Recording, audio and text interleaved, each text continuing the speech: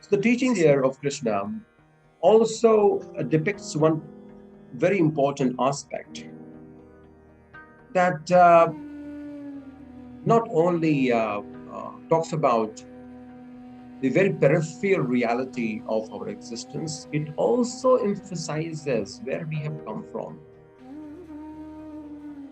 So in midst of all these confusion, and there's a heap of clutter that these senses create for us as an impediment towards spiritual progress, Krishna says one thing very, very prominently here, that Dvamimau Purushau Loke Sarachachara Evacha Chara Sarvani Bhutani Kristo Chara Uchyate.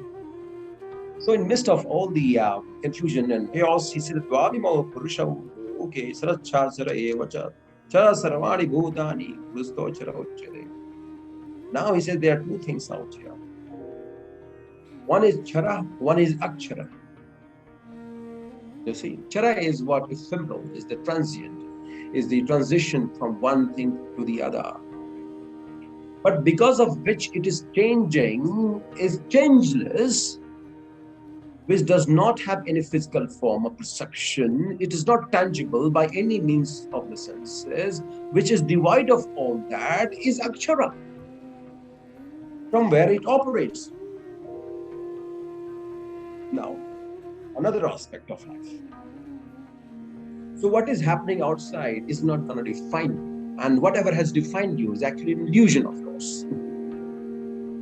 Because we say he is not even chara or akshara. And he says that kuto stochara uchyate. It means way above the akshara as well. So I am neither chara nor akshara, but kuto stochara uchyate, the one kutastha. Unruffled, undiluted, just beyond all of that is there. Eternal, kutastha is eternal. So the eternal science of Brahma Vidya here talks about whatever, in a very physical perception of reality, we can understand whatever has ever defined, which has demeaned us, belittled us, is actually not a reality. And what other people feel that they have achieved greater dimension of life and are very boastful about it, he said that also doesn't matter. It is also totally inconsequential to the grander reality who we actually are. Because it means we are neither chara or akshara. We are beyond that. Krishna said that I'm way above akshara as well. From where everything comes into operation, from where everything emanates and comes into the existence of life. So this message again clarifies that we have to reach at a point of tranquility where we are just equipoised. We are just into the stillness of our own life. We know the essence of life as it is, and we do not deviate from the path which is rooted in the stillness of our existence, which is totally devoid of everything that you know about yourself, like great or bad, whatever. So just detach yourself from all greatness or otherwise. And on the other side of it, that comes quite strikingly well poised for those who think that worshipping God is the only thing in the world.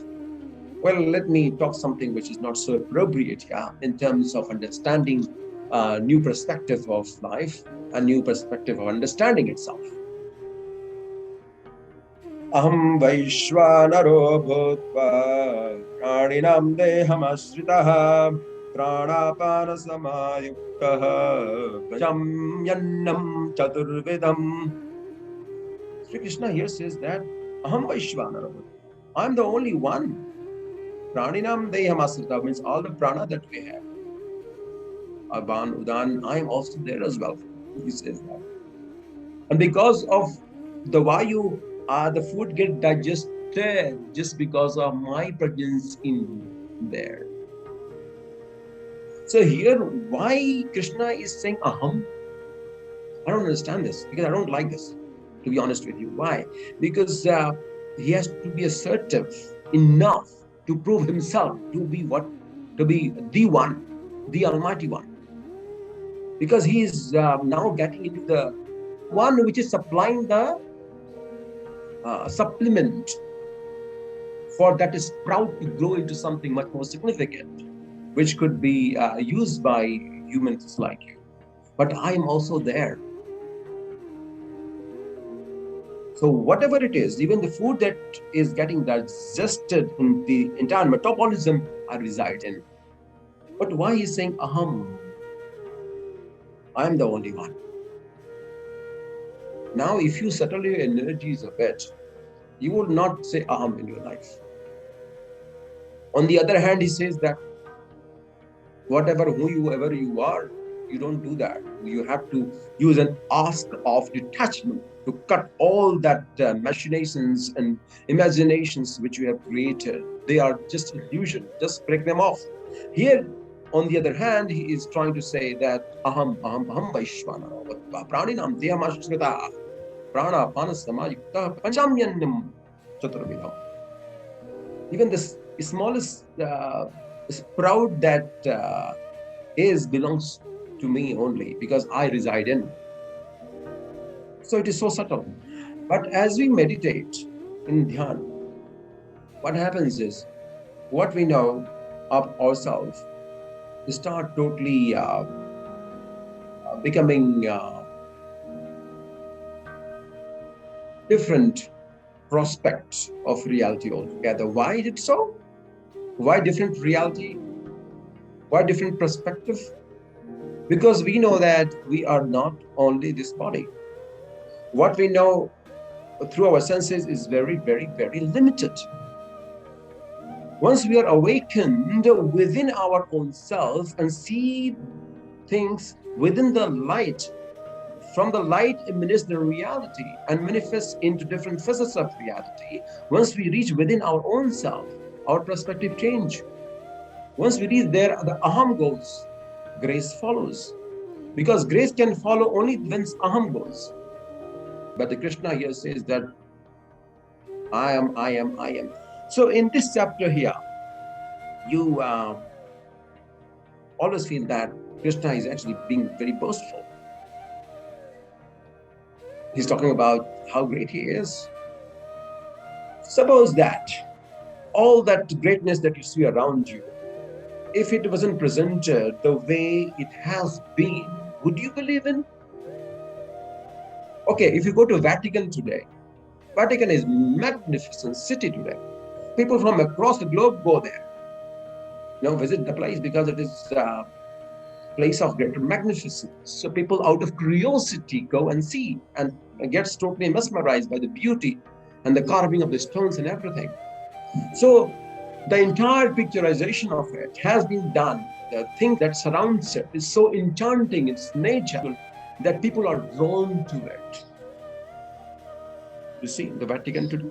You see the Makkah Medina today, an institution of faith that you see around the world today, whether it is from Islam or Christianity or Hinduism. You see there is a massive cooperation and a display of ostentatious materialism, if I could say. That's quite not a nice way to present it.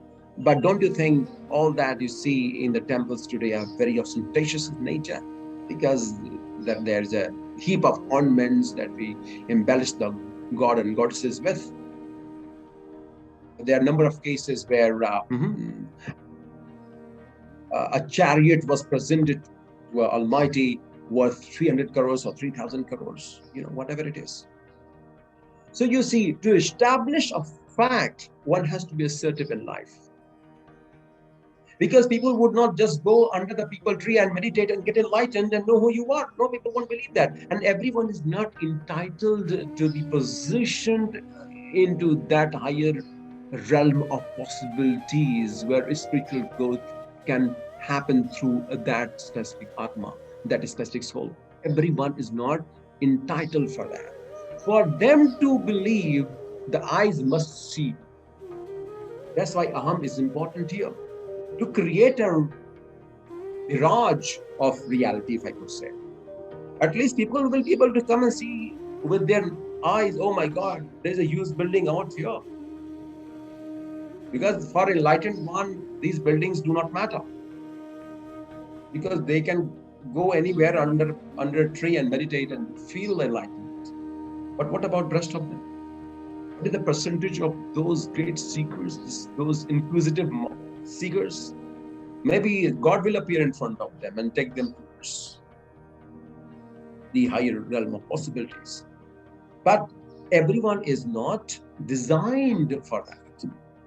For them to believe in, there has to be a physical perception of reality through which they can relate to. Because, and the Maya has to be presented in that way. So they can feel, oh, there must be something for sure. That's why there's a huge structure here. There is this kind of embellishment of ornaments which God has been endowed with, right?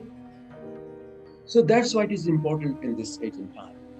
In Sanatana Dharma also, that we have beautiful temples here. We shall take care of our own temples and clean them and keep them very neat and clean. And also, it must look really beautiful. That's true. Though it's Sanatana Dharma, the God does not reside, doesn't have to reside in a stone, in a carved, chiseled stone. God does not have to reside there. But just to create the faith in the people as what it is that draws them towards these deities, the physical perception of understanding must be presented to them. That's the whole idea. So here Krishna says that this is the reason why I say aham, because at times you have to be assertive enough, not because you would like to or you want to, but the message has to be conveyed in the most eloquent manner so that the person receiving it gets it very clearly, right? Suppose that there was no Vatican, I think the Christianity won't exist today. What about those beautiful mosques in Middle East? All right, maybe Islam would just get into oblivion of the time. So what I mean to say here is that everything, whatever that you see around you, has a reason for there to exist. Don't question it. It is not appropriate just to question each and everything in life. There is a reason why things are the way they are. Otherwise, why Krishna would be teaching so many paradoxical realities? Because everything changes with the time. And we as human beings shall also evolve to be understanding the grander dimension with which we are most attuned to, which is our true self. This is what Krishna is trying to put across here. But to establish that grander self of yours, the physical perception of reality must be presented so that most of us would be able to relate to it. So that's the whole idea.